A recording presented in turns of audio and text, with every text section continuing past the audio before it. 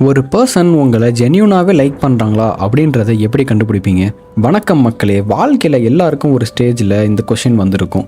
இந்த பர்சன் உண்மையாகவே என்னை லைக் பண்ணுறாங்களா இல்லை ஜஸ்ட் பொலைட்டாக நடந்துக்கிறாங்களா அப்படின்ற ஒரு கொஷின் தான் அது.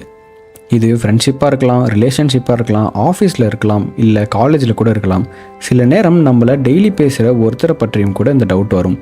ஃபன்னி பார்ட் என்ன தெரியுமா? மனிதர்கள் வேர்ட்ஸை ரொம்பவே நம்புகிறாங்க.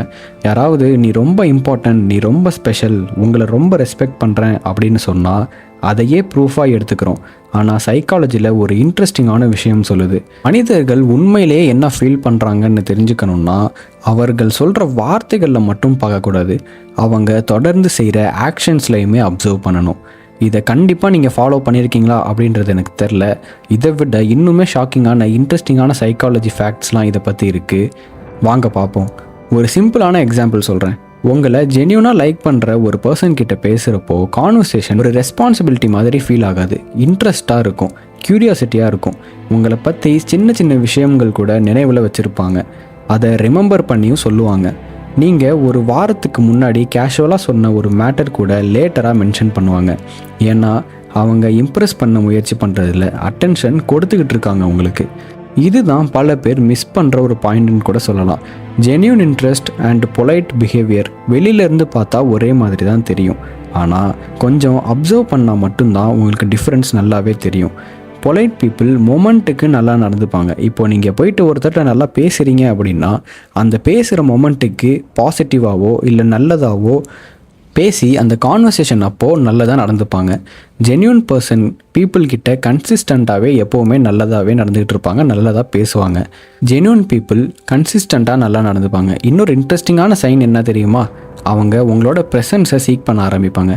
இதோட அர்த்தம் டெய்லி கால் பண்ணுவாங்கன்னு கிடையாது, மணிக்கணக்காக பேசுவாங்க அப்படின்னு கிடையாது, ஒவ்வொரு நிமிஷமும் மெசேஜ் பண்ணுவாங்கன்னு கிடையாது. ஆனால் ஆப்பர்ச்சுனிட்டி கிடைச்சா இன்ட்ராக்ஷனை கண்டினியூ பண்ண ட்ரை பண்ணுவாங்க. அந்த கான்வர்சேஷனை எப்படி நேச்சுரலாக எக்ஸ்டெண்ட் பண்ணலாம் அப்படின்றத பற்றி யோசிப்பாங்க. ரீசன் இல்லாமல் கூட ரீச் அவுட் பண்ணுவாங்க. ஏன்னா கனெக்ஷன் மெயின்டைன் பண்ணணும்னு அவங்களுக்கு ஃப்ரீக்வெண்ட்டாக தோணிக்கிட்டே இருக்கும். ஆனால் மக்களே, இந்த பாயிண்ட்டை எடுத்துக்கிட்டு நிறைய பேர் மிஸ் அண்டர்ஸ்டாண்டிங்கில் இறங்கிடுவாங்க. என்ன அப்படின்னா அட்டென்ஷன் மற்றும் அஃபெக்ஷன் ரெண்டையுமே கன்ஃபியூஸ் பண்ணிடுறாங்க. யாராவது ரொம்பவே உங்களுக்கு நிறைய மெசேஜ் பண்ணுறதோ, உங்களுக்கு நிறையவே அட்டென்ஷன் கொடுக்குறதோ, அதை மட்டுமே கணக்கில் எடுத்துக்கிட்டு உங்களை அவங்க ரொம்பவே லைக் பண்ணுறாங்க அப்படின்னு நினைக்க ஆரம்பிச்சிடுறாங்க. யாராவது நிறைய காம்ப்ளிமெண்ட்ஸ் கொடுத்தா உங்களை ஜென்யூனாகவே லைக் பண்ணுறாங்க அப்படின்னு அசம்ஷனில் இறங்கிடுறாங்க. ரியாலிட்டியில் அட்டென்ஷன் கொடுக்குற எல்லாரும் ஜென்யூன் கிடையாது. சில நேரம் போர்டம் காரணமாக கூட அட்டென்ஷன் வரும். அதாவது போராக ஒரு டாபிக் போயிட்டுருக்கு, இல்லை ஒரு கான்வர்சேஷன் போயிட்டுருக்கு அப்படின்னா அதை ஒரு ஆக்டிவான கான்வர்சேஷனாக மாற்றுறது கூட உங்கள் மேலே அட்டென்ஷன் செலுத்துறதுக்கு நிறையவே சான்சஸ் இருக்குது.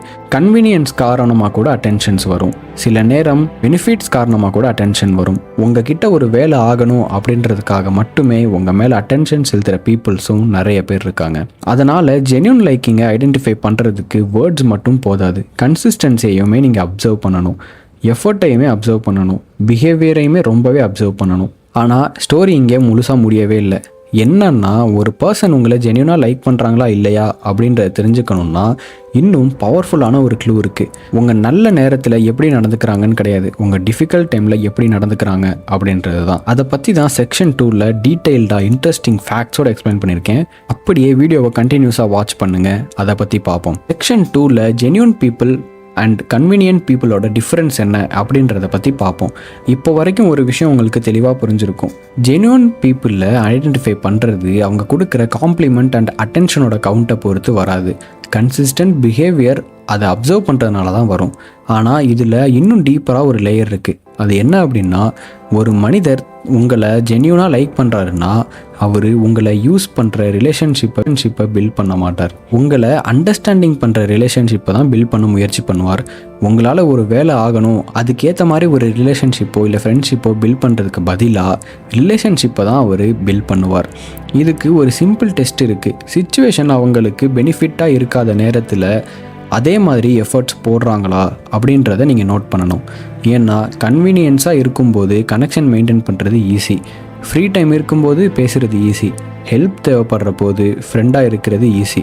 ஆனால் பெனிஃபிட்ஸே இல்லாதப்போ ஒருத்தர்கிட்ட போயிட்டு ரெஸ்பெக்டாக பேசுகிறதா இருக்கட்டும், அவருக்கு அட்டென்ஷன் கொடுக்குறதா இருக்கட்டும், கன்சிஸ்டன்சியாக கண்டினியூஸாக பேசுகிறதா இருக்கட்டும், அதுதான் ரொம்பவே கஷ்டம். அது இருக்கா அப்படின்றத நீங்கள் நோட்டீஸ் பண்ணணும். ஒரு இன்ட்ரெஸ்டிங்கான சைக்காலஜி கான்செப்ட் இருக்குது.